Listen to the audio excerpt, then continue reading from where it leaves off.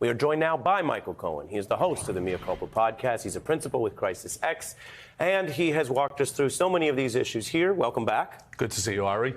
You hear that type of criticism. That was about a search on you. Now the search has hit home in a big way for Donald Trump.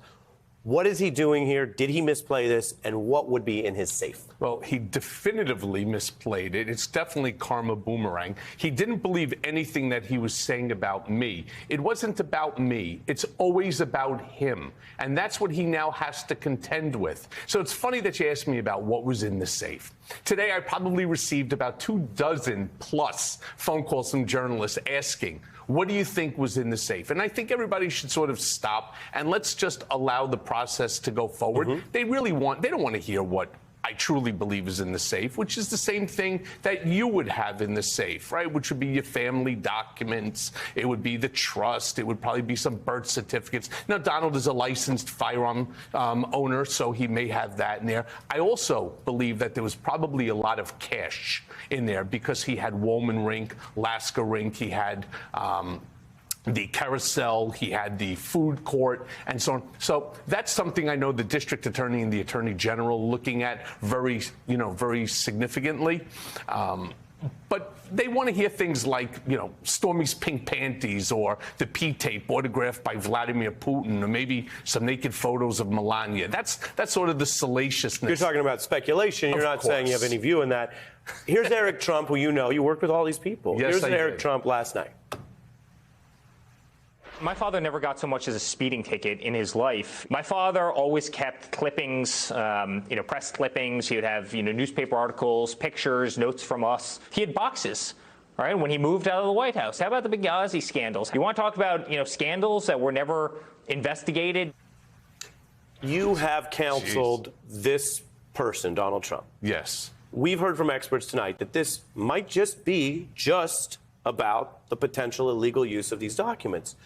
What do you think was his mindset? What was he telling his current lawyers, based on your understanding of how he thinks, when they would have definitely told him the DOJ means business, you got to give it all back? Yeah, first of all, when the feds come, you know that it's never a good thing, and there's generally going to be an indictment in jail that follows. The feds don't make that mistake. They end up having the ability to not just seize the documents that are in that warrant, but there's always additional documents and additional information that they gather. Eric's an idiot. And, to sit and to listen to Eric talk about it, oh, my dad had clippings and so on.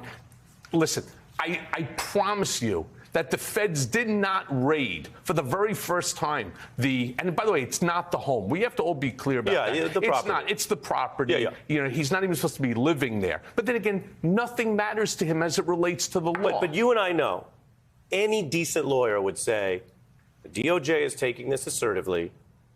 We're counseling you to turn this stuff back over. I mean, they left with stuff, right, according to the reports we have.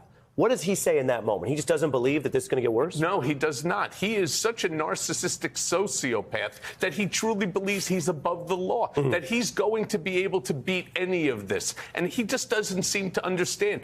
Documents do not belong to him. I believe it's like 18 USC 2071. You're not permitted to destroy documents. You're not permitted to take documents. They don't belong to him. Now, do I think some of the documents may be love letters from Kim Jong-un, or it could be a letter from the Queen, and he's just holding it so that he could brag to somebody at Mar-a-Lardo while chowing down on a burger and ice cream? Absolutely. Can I there's a smaller point here. It's not as important as the earlier stuff, but I will ask you this. He is the ultimate declassifying authority. He did have 4 years to learn the job, and it is a big job.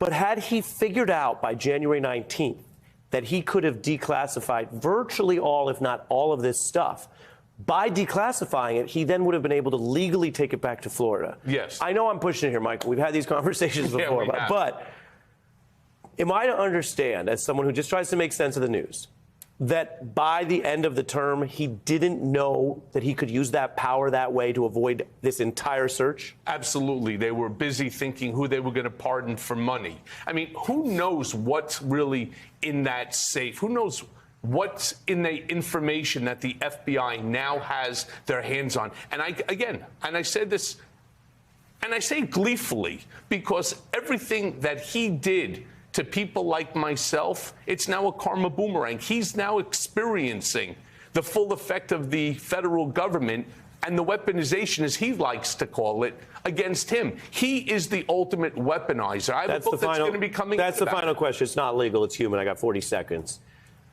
Yesterday, he went through a version of part of what you went through. What do you think about him going through what you and your family went through to some degree? Look, at the end of the day, it will ultimately show that Donald Trump committed a plethora of crimes to which he is responsible for, and the American people want him held accountable.